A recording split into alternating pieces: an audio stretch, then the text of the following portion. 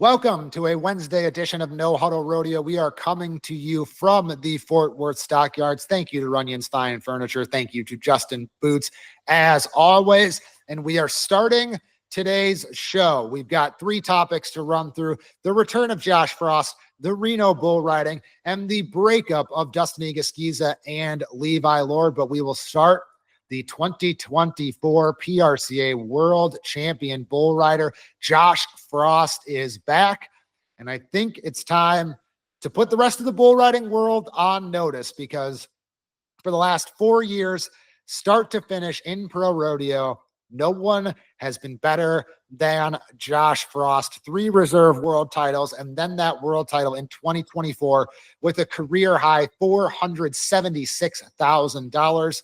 He comes back from shoulder surgery.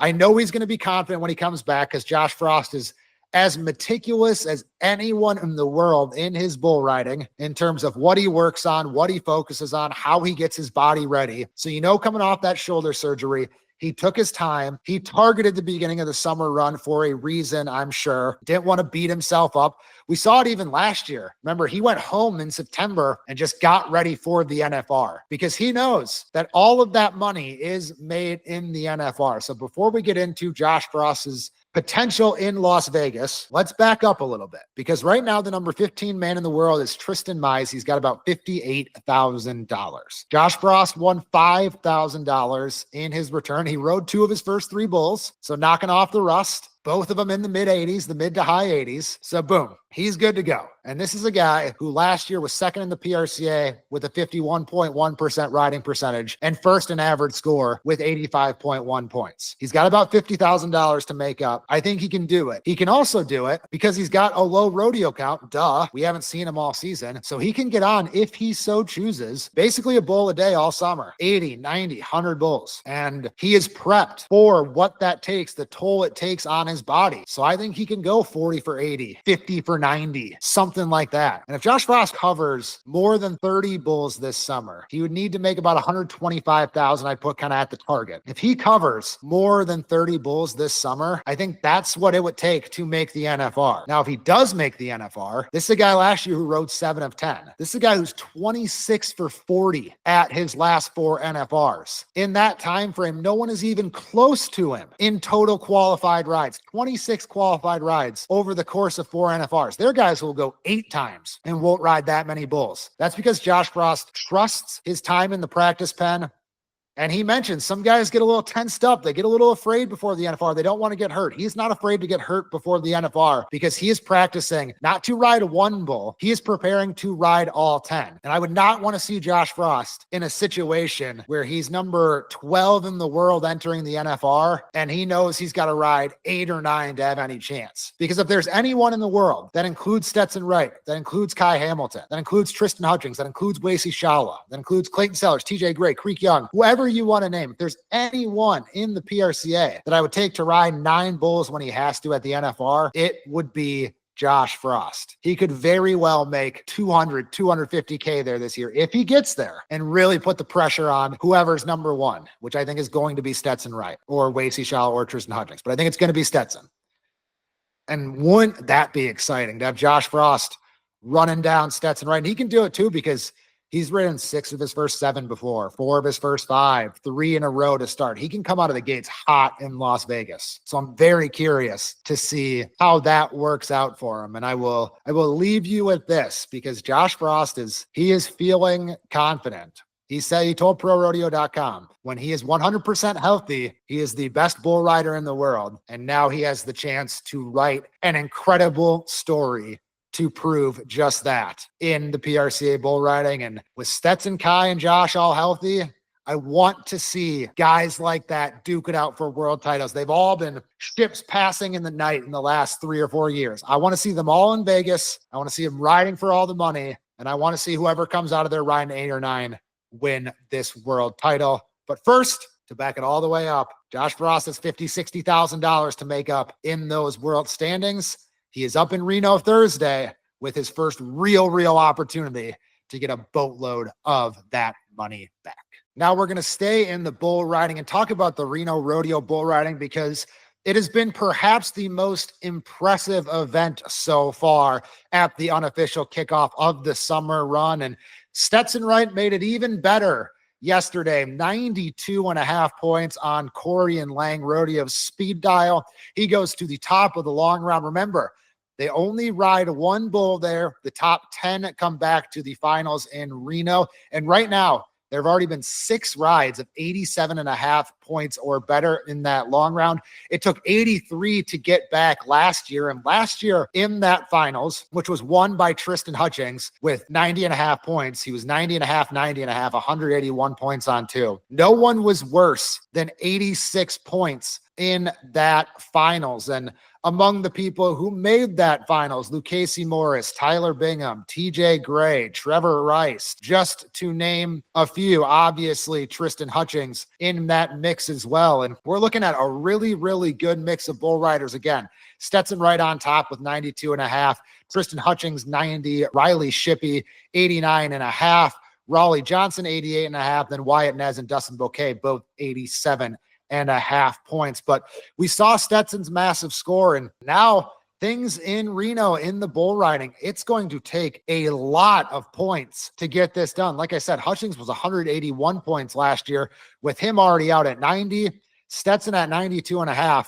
Let's say Stetson rides in the finals. I don't think he's going to be much worse than 86.5-ish, 86 maybe. Again, no one was worse than 86 last year, so you're looking at 178, 179, I think, at minimum, is probably going to win this thing. I mean, we still got Josh Frost to go there. Kai Hamilton still needs to go there. So a lot of great bull riders still needing to go. And last year, pretty good finals too. I mentioned everyone over 86 points or better, and 4 of 10 in those finals. So I think, again, 4 or 5 guys are probably going to ride in the finals. We'll see how it shakes out there. But obviously, Stetson last night, probably the story of the Reno Rodeo thus far. And you couple that with Kai Hamilton winning the X Bulls. I mean, these two guys, we haven't seen this gruesome twosome in a while going down the road together. So we'll see if they can win first and second, because that's what they show up to do. They are not shy about wanting to do that. And they look poised to potentially do that in some way, shape, or form. Again, with Kai winning the Extreme Bulls, Stetson upsetting the apple cart in the long round in Reno. And so we will continue to see how that unfolds. But again, some really big scores in Reno. It always takes really big scores in Reno. And I think we're going to need someone to get over, like I said, 178, 179, 180 points. And we'll see how that all shakes out there in the bull riding. We will conclude today in No Huddle Rodeo with a breakup of sorts between Dustin Egusquiza and Levi Lord. And it comes at a really, really interesting time in the pro rodeo season. It came right before the summer run. I mentioned it yesterday, Egusquiza roping with JC Flake. I didn't know the details. I thought it was maybe a one-off there, but they lead the average and round 1 in Reno. So Egusquiza roping with JC Flake now, who's outside the top 50. Levi Lord will be partnering up with Shea Carroll, who is number 13 in the world. All of them said they told ProRodeo.com that they all have NFR aspirations. I suppose we could see Egusquiza and Lord again if their partners don't make it at the NFR. But those are two guys, Egusquiza and Lord. They roped together beginning in 2023. They finished number 9 in the world, then finished number 5 in the world in 2024. And they won San Antonio this year. So it's not like it wasn't working. Like I said, they won San Antonio. They were number 3 in the world, both of them, at the time of this split. But I think it comes down to one thing. I don't know it. They both talked to ProRodeo.com. Egusquiza said that him and JC Flake are brothers-in-law. They practice a lot together. They know each other well. They enjoy roping together. They started to make a lot of runs together and feel really good and get a little confidence that they could catch together. So they're off and running. It's interesting to have someone number 3 in the world team up with someone outside the top 50 for the entire summer. So we'll obviously see how that goes. But I think it comes down to, like I said, one very simple thing. These are two guys who in the regular season, the last 2 seasons, were terrific. They made more 4 or 5 or faster runs more four flat, faster runs, more runs in the threes than anyone else in the last 2.5 years when they were partners. They had the ability to go really, really fast.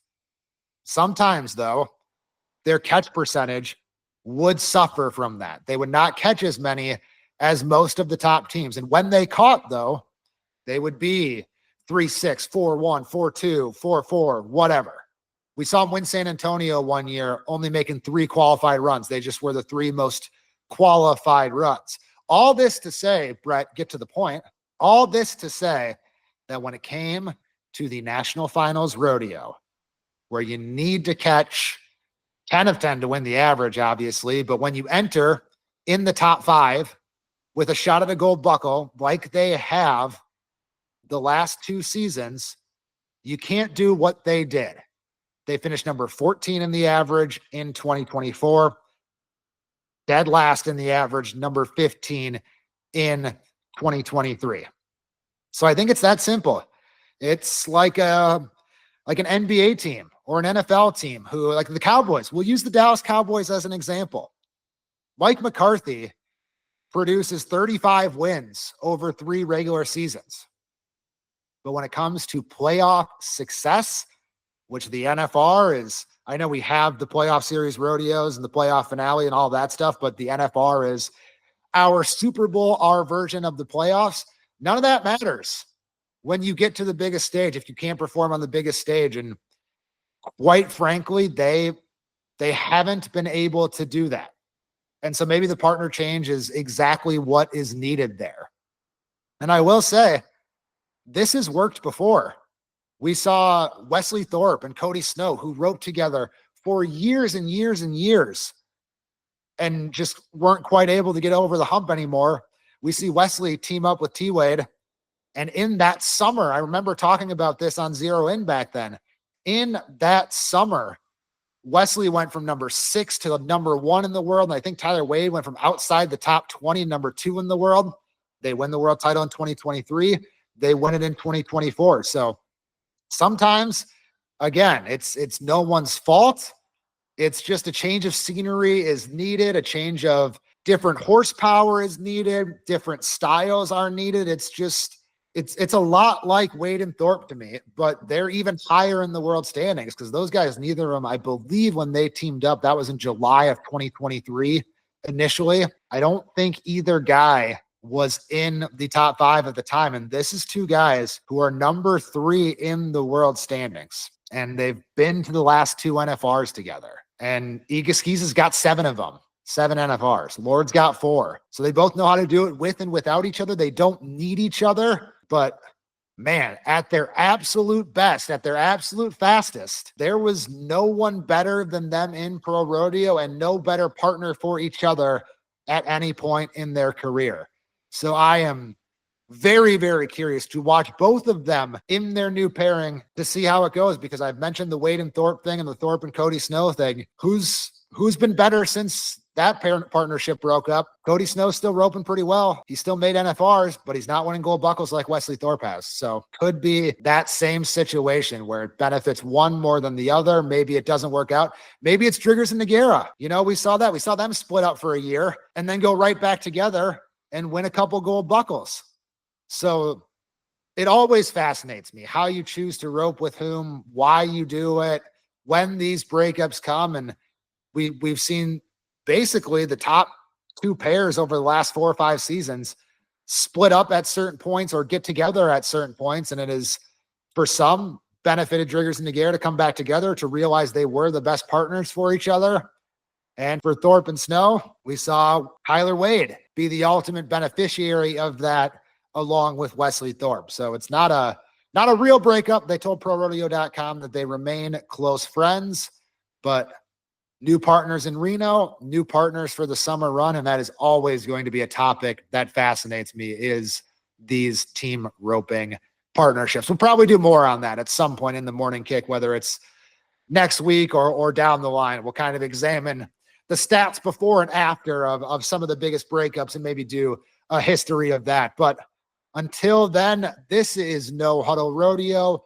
Like and subscribe on YouTube. Tell your friends We really appreciate you. We appreciate you joining us, and we will see you tomorrow for both No Huddle Rodeo and the Morning Kick.